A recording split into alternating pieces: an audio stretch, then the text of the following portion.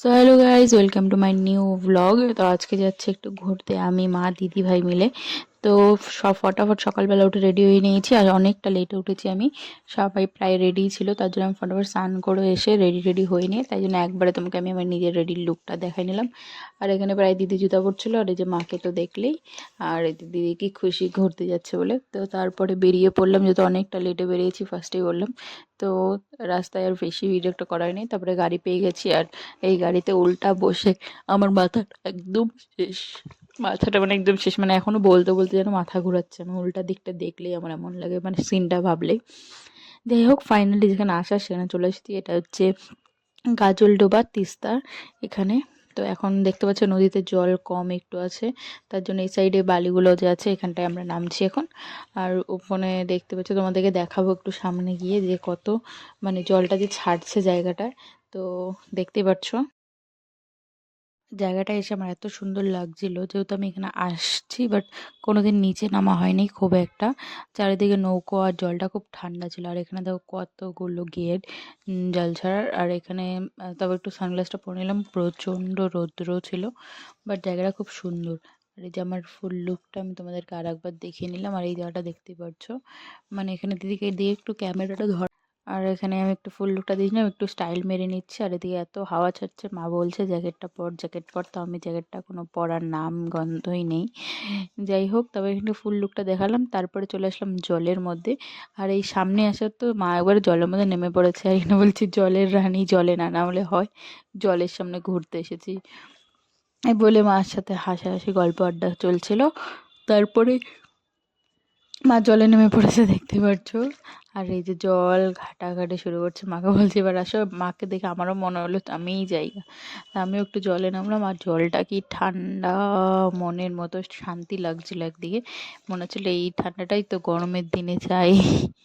তারপরে যাই হোক, একটু বসে তারপর অনেকক্ষণ সবাই মিলে আড্ডা মারছি এখানে। তা আড্ডা মারছি এখানে। আর মানে কি যে বলবো, তারপরে একটু এইভাবে কথা বলতে বলতে দিদি এখানে হাসছে, কারণ সামনেই একটা দাদা ভাই, মানে সামনে বলতে অনেকটাই দূরে আমাদের থেকে। তো ওই দাদাটা রিলস বানাচ্ছিল, ওই নিয়ে হাসাহাসি চলছিল। দাদার কিন্তু হেব্বি নাচ ছিল।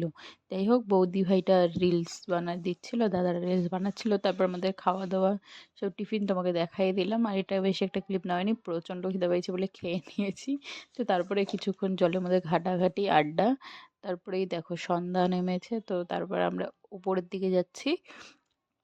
তারপরে উপরে গিয়ে অনেক দোকানপাট এখানে। দিদি হচ্ছে এখন চিংড়ি মাছ খাবে। আর এখানকার ফেমাস গাজলডোবা, যারা আসছো তারা তো জানে সব দোকানে চিংড়ি মাছ তুমি পাবেই। তো যাই হোক, দিদি এখানে একটা চিংড়ি ভাজা দেখছে, তো কাকিটা একটু গরম গরম চিংড়ি ভাজা করে দিচ্ছে। এটা কি বাকি জানি না। আমার চিংড়ি মাছে তো অ্যালার্জি আছে বলে তো আমি খাবো না। আর বাইরের আমার আর কিছু খেতে ইচ্ছে করছিল না। আমরা বাড়ির থেকে যে বানিয়ে নিয়ে এসেছিলাম পরোটা ঘুগনি, সেগুলোই। তো সেগুলোই আমরা মজা করে খুব খেয়েছি। আর তারপর আমার পেটও ভরে গেছে। তারপরে এখানে সব খুব টাটকা টাটকা সবজি বা দেখা যাচ্ছিলো, তাই জন্য আমরা একটু বাজারও করে নিলাম। বাজার করা হয়ে গেছে প্রায়ই, তাও একটু জিনিস দেখে নিচ্ছি যে আর কিছু নেওয়া যায় নাকি। আবার বেশি নেওয়াও যাবে না, কারণ আমরা পার্সোনাল গাড়ি টাড়ি নিয়ে আসি নেই। এটা তো তো আমরা পাবলিক ট্রান্সপোর্ট ইউজ করছি, তার জন্যই বেশি কিছু নেওয়াও যাবে না। তারপর আমি আর দিদি একটু অন্য দিকটা ঘুরলাম। আর এখানে দেখাচ্ছিলাম যে ঘুরতে গেলেই আমাদের ভালোবাসা বাড়িতে তো আসল রূপটাই অন্য। কিন্তু তারপর এখানে সূর্যটা দেখো কি সুন্দর লাগছে সানসেটটা হওয়ার সময়। তো আমার এই জায়গাটা খুবই ভালো লাগছিল। তো আমি এখানে সানসেটটা দেখাচ্ছিলাম, এত সুন্দর। তবে সানসেট দেখতে দেখতে আমরা আমাদের বন্ধুকেও পেয়ে গেলাম পিছনে, দেখতেই পাচ্ছ পিছনেও দাঁড়িয়ে আছে। আর আমরা দুজনের সামনে আরও আমাদের ফটো তোলা দেখে ও নিজেও দাঁড়ায় পড়ছে আমার সাথে। দেখো ম্যাচিং ম্যাচিং, মুখের সাথে ড্রেসের কি ম্যাচ করে গেল না। তো আমি ফটাফট ম্যাচিং দেখে সরে গেলাম, যে আমার আবার রিশতেদার বেরাই গেল যদি, তাহলে তো আবার বলবে কার সাথে ঘুরতে এসেছিস, যেমন রিশতেদাররা বলে। তো যাই হোক, তারপরে রিশতেদার বাংলায় একদম পরিবার বলে যাদেরকে। আমি একটু হিন্দিতে চলে গেছিলাম। যাই হোক, ওই মানে টানা দিতে গেলে হিন্দিটা একটু ভাল লাগে তো টানার মধ্যে, তাই জন্য। তো তারপরে ওখান থেকে চলে গেলাম নৌকার সামনে। কাকুটা ওখানে সামনে দাঁড়ায় আছে, আর আমি এখানে নৌকায় চড়বো না, কাকু এসে ভাবতেছে মনে হয় চড়বে, বারবার তাকাচ্ছিল। কি জানি সুন্দর লাগতেছিল নাকি ভাবতেছিল কাস্টমার আসতেছে ফটাফট। তোমরা আবার কাস্টমারের মিনিং অন্য বের করো না। যাই হোক, এটা তো বের করার জন্য মানুষ রেডি থাকে এইসব।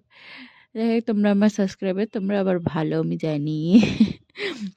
যাই হোক সূর্যটা অস্ত যাচ্ছে দেখে দেখে আমরা আবার উপরে উঠে পড়লাম। আর উপরে উঠে এখানে আইসক্রিম না খাইলে হয়, ঘুরতে আসছি আইসক্রিম খাবো না, যতই ঠান্ডা থাক, ঠান্ডার দিনে ঘুরতে আসি তো কী হয়েছে, আইসক্রিম তো খাইতেই হবে। আবার এখানে একটা আইসক্রিম খাওয়াটা হয়ে গেলে বলে বেশি ভালোবাসা দেখায় ফেলতেছিল দিদি। আমার আবার সন্দেহ হচ্ছিল কি জানি কি করবে না করবে, এই জন্য আমি একটু ভয়ই পাচ্ছিলাম বলতে পারো। তো তারপরে এখানে আমরা একটু বসে চায়ের অর্ডার দিলাম, তারপরে দেখো চাটা নিয়ে আসলো আর এই সন্ধ্যাটা, ওয়াও, বলার ভাষা নেই, এত সুন্দর লাগছে ওয়েদারটা, এত সুন্দর। আর আমি এখানে বসে, আমার জন্য একদম শীতে অর্ধেক শেষ, যেমন আসছিলাম ভূতনি বা সুন্দরনি যেটাই তোমরা বলো, আমার মনে হয়েছিল এসেছিলাম যে মেকআপ টেকআপ করে, সব মেকআপ এতক্ষণে আমার ঠান্ডা লেগে অর্ধেক হয়ে গেছে, ঠান্ডা তো লাগা শুরু হয়ে গেছে। তারপর এখানে গাড়ির জন্য টাইমিং ওয়েট করলাম, আর এক এক করে সবাই বড়লোক গাড়িগুলো যাচ্ছিলো, তারপর আমরা আমাদের অকাতের মধ্যে গাড়িতে উঠে পড়লাম। তারপরে এখানে আমি আর মা গাড়ির মধ্যে নিজেদের মুখটা একটু দেখে নিলাম, আর ঠান্ডায় তো আমার অর্ধেক মাথা শেষ। তারপরে গাড়ি থেকে একদম বাড়ির সামনে নেমে পড়লাম। আর যাওয়ার সময় এই যে সান্টা ক্লজের গান হচ্ছে এখানে, যেহেতু চলে এসছে। আর অ্যাডভান্স মেরি ক্রিসমাস। তো আজকের জন্য ব্লগটা এতটুকুই, দেখা হচ্ছে নেক্সট ব্লগে তোমাদের সাথে।